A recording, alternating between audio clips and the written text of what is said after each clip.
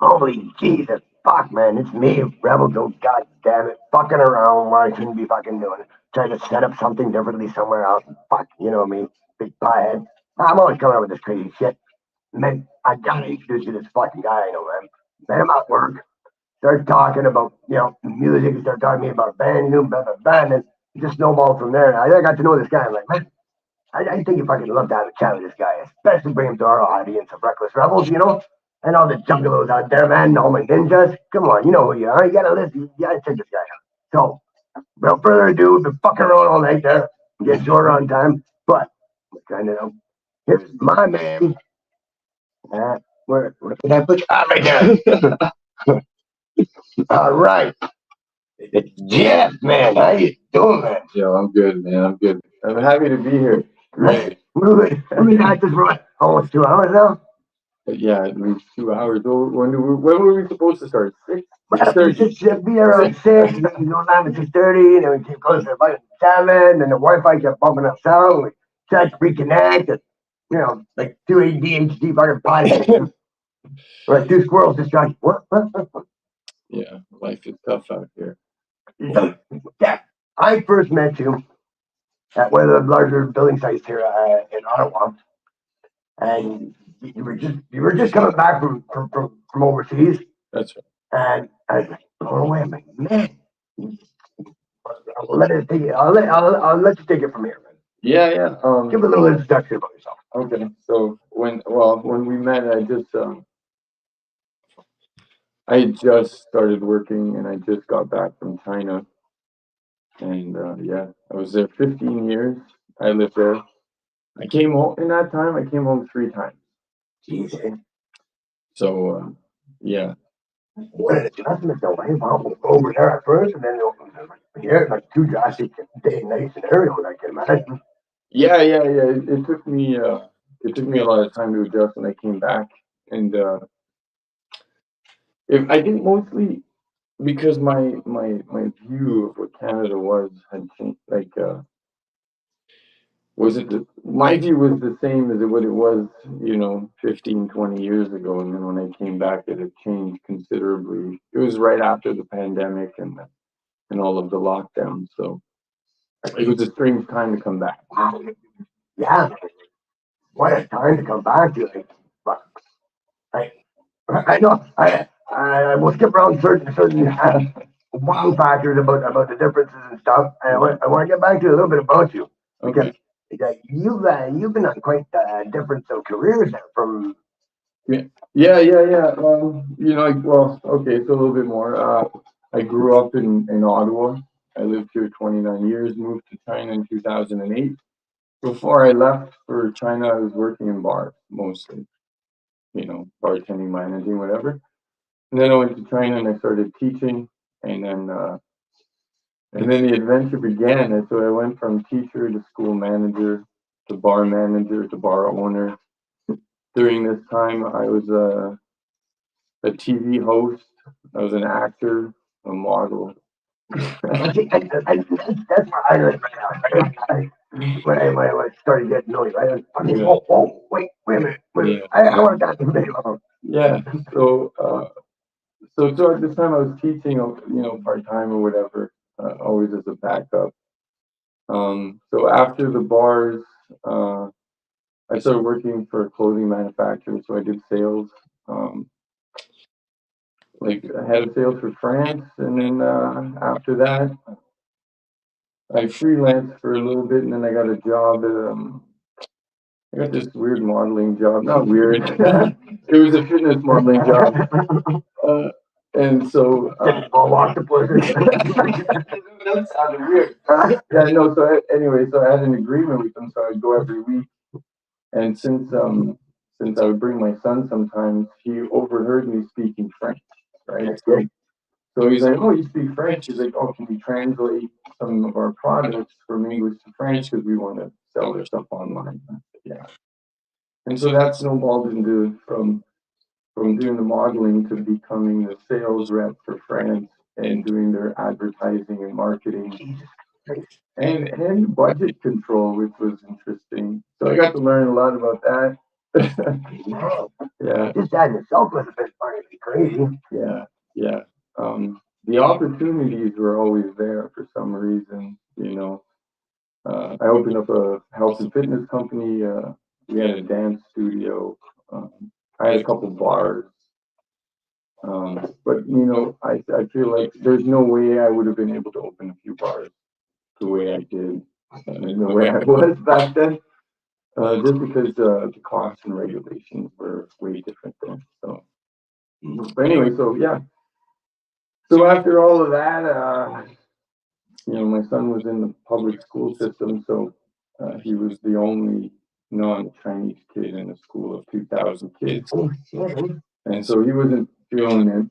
And so I took a job working at an international school, and that meant that he could go there for free. Oh wow. And so those were the last 2 years I was there, working at that school. So yeah. What a fucking variety of things. Boom, boom, boom, boom, boom, like all in Spanish. Yeah. What was your best experience working with on TV? Working. Okay. So when I was hosting the TV show, it was mostly like an educational show, obviously, and it was about the city. It was about the city, right? So we were known for City of Bridges. And so, for example, so one day, one of the episodes was me going around the city and talking about the history behind all of the bridges. And so I got to sit with like a historian, and he was telling me about the 500-year-old bridge that we were sitting next to. So that was pretty cool. History-wise, I got to go into a 400 or 500-year-old temple that they had moved piece by piece. And there's a funny story. Anyway, so this thing was like very significant in history, and so I got to sit in that thing and talk about it and have a 2-hour tea ceremony just for me. Yeah, it was pretty cool. Not so. From Canada, and visiting one of those temples. That, to me, that's fascinating right there. I love that. Yeah, I can go into like a million things that I've seen or witnessed there just because they hit me. But that goes to build on who gets it, right? Yeah. I mean, that's what's fascinating, right? Because you've lived the life, whether Yeah, yeah, it's pretty amazing when I look back and or if I talk to somebody who doesn't know me, or even people who know me that I lost track of or haven't kept in touch with, they hear my story and they're pretty impressed, I guess they could say. Yeah. I see a little vinyl collection. And I'm a vinyl guy. I'm pretty bad about vinyl plates on Reckless Radio and stuff.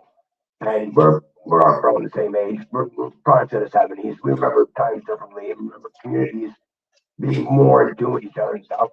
And vinyl, I remember as a kid, when we get the new Wasp album or something, right over the way. And it's little things like that to me is because that vinyl.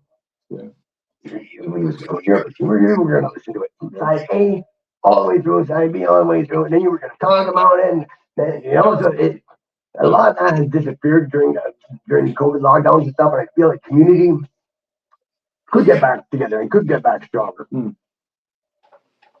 I mean, yeah, sorry. So back in with the vinyl. You told me a funny story. You're quite your eclectic variety. Oh yeah. So like, so when this collection I got in China, and the record companies or vinyl stores are few and far between, right? So I had found a few sites online on the Chinese, I guess Amazon, and so you could pay money and then they would ship you a collection of random records. So like for $12, you get 8 random records, and you have no idea where they're from and what genre or whatever. So it was, yeah. So my collection is weird. Okay. I gotta pick three random ones. Okay, Okay. just to kind of showcase what we're talking about here. Okay. Just to be very clear, I did not choose them. They were sent to me, and because there are two of them that are a little bit controversial. So Yeah. Oh yeah. yeah.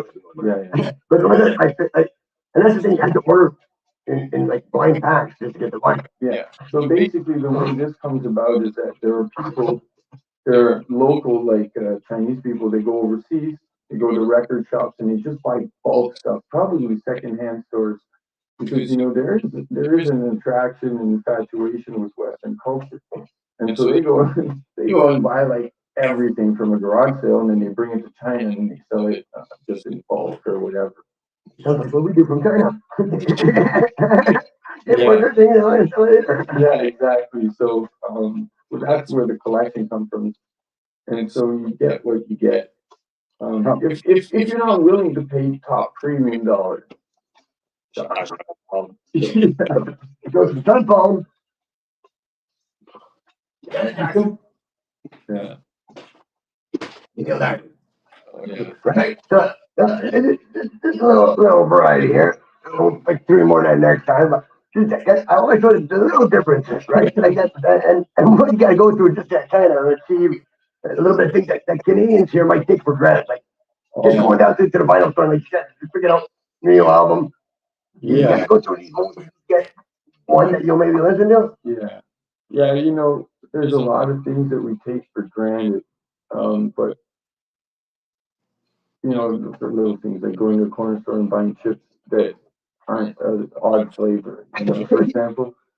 But with the one thing that I did notice, and I think that most of the people that I met along the way would agree with, is that it doesn't matter where we were in those places, that if we don't appreciate what we're doing right now, or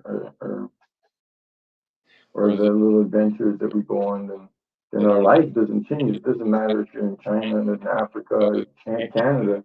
If you're in 9 to 5 and you don't take the time to appreciate the little things, then your mundane life stays the same. And so it's like you know, my life and your life, we're in different continents, but But you're right. You're right. We stay in the same pattern that we just yeah, done, and we don't try new things. We don't get stuck in those things. yeah. And so like, luckily for me, every day going outside was an uncomfortable experience. Not uncomfortable in like I felt in some bad way, but I having to take a taxi and telling him that my address, and that would take 5 minutes because my pronunciation is bad. You know, going to a corner store and having to communicate with somebody with what you want. So like the discomfort is there continually, right? So like the opportunity for growth is there. It's easy to grab because here you go outside, everything is familiar. Yeah. So it's easy to get comfortable in an environment that you're just used to. So Do you think that was good for you? Like drawing through that, obviously, you know what I mean, and having to go through these things and achieving some of the things you're able to achieve overseas. yeah, absolutely. Not discomfort, having to go through it, and then yeah, it was things kind of came easy for me for some reason, and I kind of just fell into this. I fell into the bar business. Uh, I was good at it, and so I kind of just stayed in that lane, and it got a hold of me eventually. But yeah, I think if I would have stayed here, I would have stayed in that industry. Probably would have got that, but yeah, and that's one of the reasons that I decided to go and just dive right in, because uh, the road that I had been on was only leading me in one direction, and I wanted more for myself than that. So it took some time to steer the ship, no kidding, no because kidding. I took this show on the road. It's not like I changed exactly who I was by flying to a different country, right? And it's fascinating right there. Like to come from here and then to go from the motion. Right? It must have been crazy how you're doing a show in Rome, historians and stuff. Like, are you working with a team, or are you doing this like all the schedule and all the reaching out by yourself? No, like I got lucky once again, right? Like I worked in a bar, and so I got to meet all of the foreigners that would come around, and so all of the people that would come in, I did get to talk to them. And this guy was like, "Oh, we started the show. Um, uh, our host can't continue. He's like, you're great people, whatever. Do you want to try it?" He's like, it's a 6-part series. He's like, we'll give you the script. All you got to do is just read it, and then you and the co-host, you just go around the city and do your thing, right? So it was a pretty small team, me, co-host, and a few assistants, and the camera crew. The acting job I did, that was pretty official. It was for like some drama, and that was stressful because like I just got to China, and so I did not speak a word. I didn't understand anything, and so yeah. And so they ended up giving me a close up and some lines. It was insane. Yeah. And then yeah, I had a job where they literally trained me into this city where they manufactured absolutely everything, and I would sit in an office, and they would line up all of the manufacturers who wanted to display one of their products. So they would come in. I had 15 minutes per product. I would write product descriptions, break everything down, and then I would present the product. And I'd do this for 9 hours straight. Right. Right. So my uncomfortable feeling in front of the camera kind of went away. I still get it, but it's not as bad. We're in a little thing. Drew, how you doing, man? Thanks for being with us. He said, Jeff, what's up, man? Yo. Yeah, he's actually one of our reckless representatives out in the States, and this little maniac, man. Uh, all the guys I was kind of interviewing with previous goals, he actually knows them, and he interacted with them once. Also, it's like when I seen him do an interview with Chuckles, it was so natural. It was just conversation. I was fascinated. I'm like, his kids driving past and reminded me when I was pumping up bands and stuff that I got close with and stuff. He was doing it for all these guys. I'm like, dude, I gotta reach out to this guy. Yeah, right. And when I reached out to him, he had already heard about me through some of the other guys I interviewed through LSP and stuff. And I remember I was doing GRE. And since he brought GRE on board, like this kid has blown things up for us exponentially. I could not be where I am without guys like him in the community involvement, man.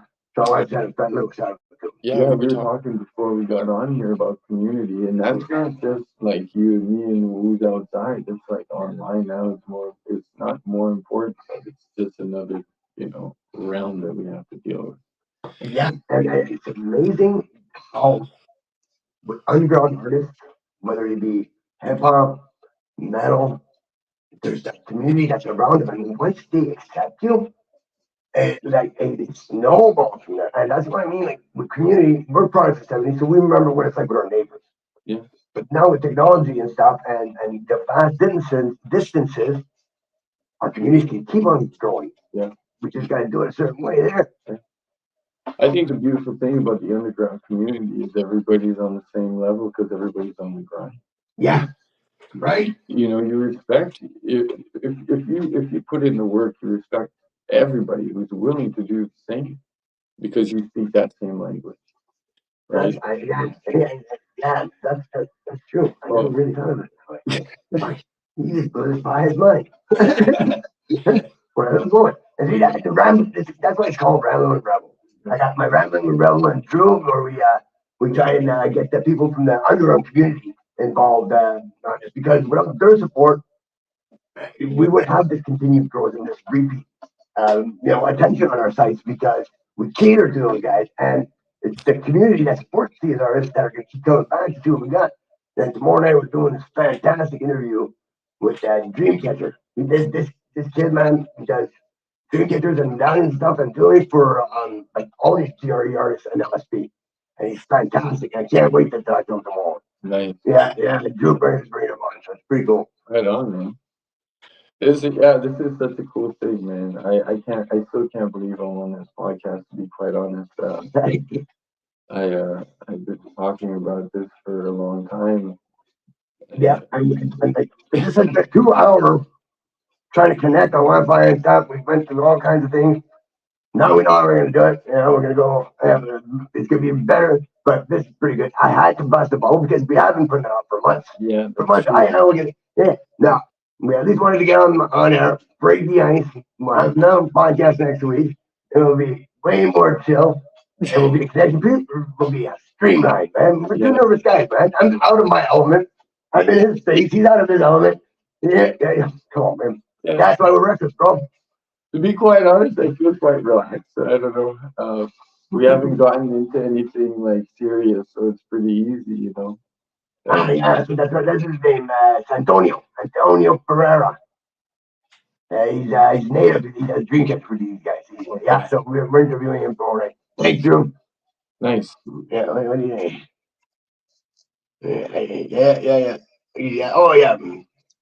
He said, it's my honor to push Reckless Radio XYZ to everything we've ever wanted it to be. Yeah, man. The Underground is family. We are one people worldwide. Yeah, man. It's an honor to have you with us now. Yeah. See, my community already accepted you. You're fine. You're talking with Rebel here. Yeah. Good. So, yeah, everybody, we're going to cut it short. We're going to say thank you for everybody tuning in.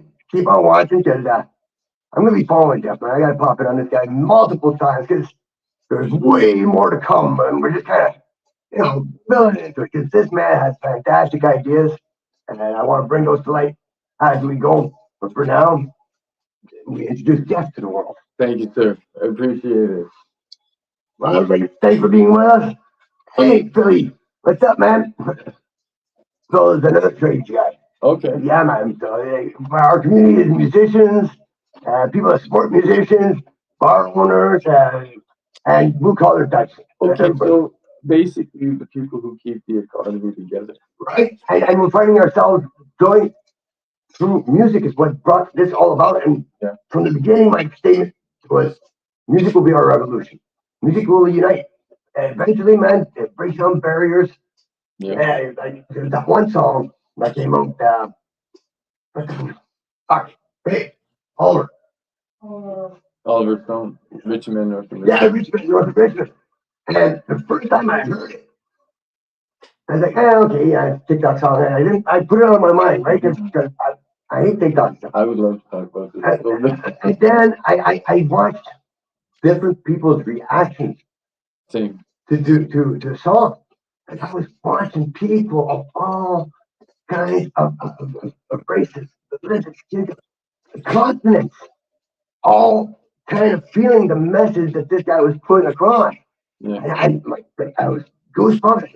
Man, that's exactly. I seen what I like. When I had my mind with that flash, that yes, music will eventually unite. It reaches people, and it keeps snowballing like that.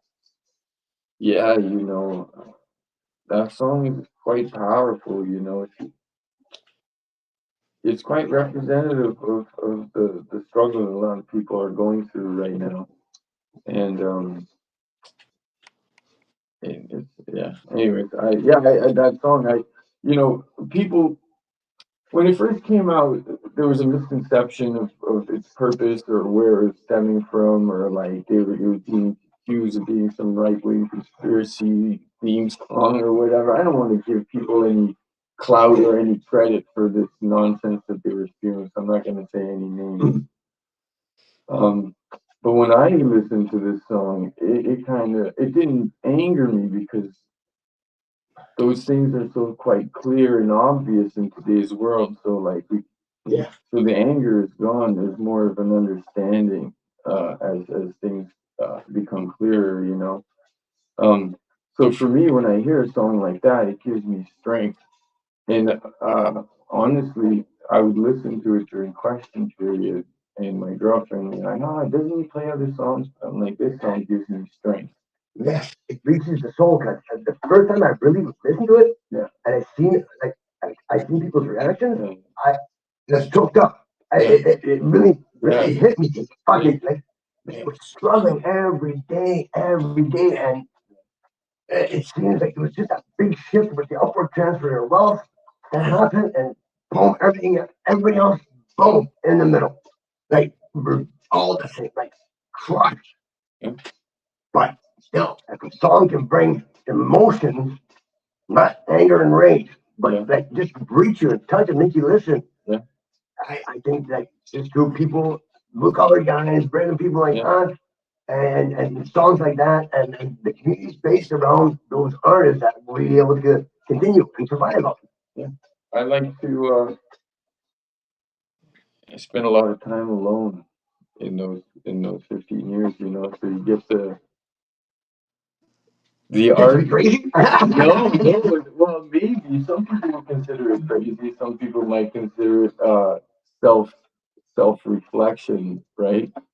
And so, anyways, that's another day, another topic. But yeah, Well, I just blew the doors open for more talk as we get going here. yeah, yeah. Thanks for being with us. Everybody here on Reckless, in the Reckless World, my Reckless Rebels, my ninjas. Hey, we love y'all. Peace. Yes. Awesome. That was cool. That's what it's